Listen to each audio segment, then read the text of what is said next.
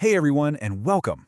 Today, we're going to take a trip around the globe, but we're not looking at monuments or museums. Nope, we're looking at something way more universal, the places we eat. Because from a tiny sidewalk cart to a big fancy restaurant, every single choice tells a story.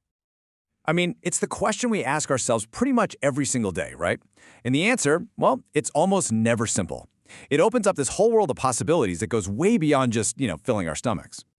See, that's because where you choose to eat, whether it's a super quick bite on the run or a long lazy meal, is like a little window into local life, into tradition, and really the unique vibe of a place.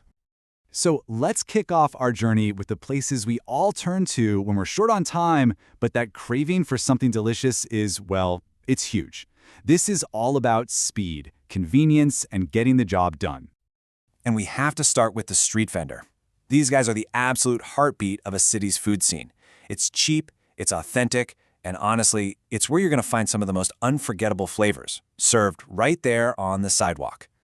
And the variety is just incredible. You've got everything from the classic New York hot dog to sizzling pad thai in Bangkok.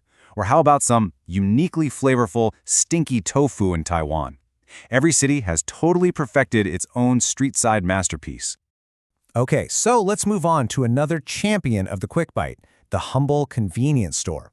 I know what you're thinking, but it's so much more than a place to grab a soda. For millions of people, it's their go-to source for a fast, totally reliable meal. And what's really fascinating here is just how central these stores are to daily life in places like Japan, Taiwan, and Korea. They're not just shops, they're basically cultural institutions, with surprisingly high-quality, ready-to-eat meals that are a world away from just a bag of chips. And of course, their superpower is that they are always open.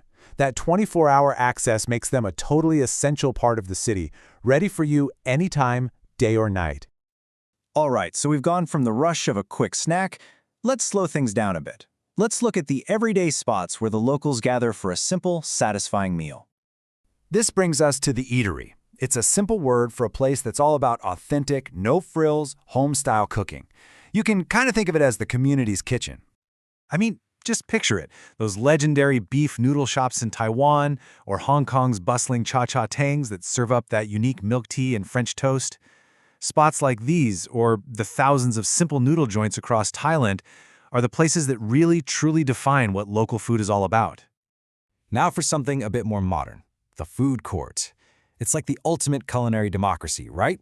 You've got dozens of different options, all competing for your attention, all under one roof. And it's so cool how different cultures have made this concept their own. Singapore has its world-famous hawker centers. They're actually a UNESCO Cultural Heritage Site.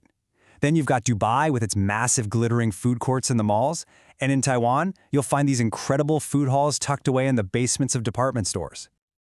Okay, so we've covered speed and we've covered everyday meals. Now, let's shift our focus to the destinations where the food is just one part of the deal. Here, the vibe and social experience are just as important. And we can start with the cafe. It's a truly global concept. You often hear it called our third place. It's not home, it's not work, it's just that comfy spot to relax, meet up with friends, or just watch the world go by. But check out how that one idea changes from culture to culture. In a French cafe, the whole point is to linger. But just next door in Italy, the espresso bar is all about speed. A quick, powerful shot of coffee standing at the counter before you get on with your day. Two neighbors, two totally different ways to do coffee. Next, let's talk about an Italian export that has, let's be honest, completely conquered the world. The pizzeria. A place dedicated to one of the most loved and adaptable foods ever created.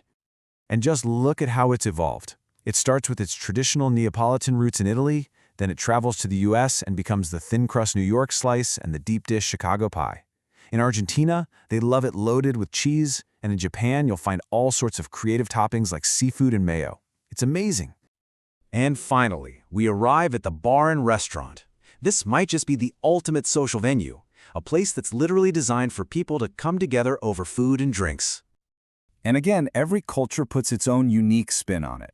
The Irish pub is that cozy social hub. The German beer hall is all about communal tables and hearty food. The American sports bar is basically a temple for watching the game, and the Spanish tapas bar is built all around sharing small plates and just talking. So as we wrap up our little global tour, it becomes super clear that where we eat is just as meaningful as what we eat. At the end of the day, each of these places offers a totally distinct experience. Our choices really do shape our day, whether we just need a fast snack to keep us going, a quiet moment with a coffee, or a fun social night out with friends. So I'll leave you with this question to think about. The next time you get hungry and you're deciding where to go, just take a second and consider the story behind your choice. What does it say about your mood, your culture, and the kind of experience you're really looking for? Thanks for watching.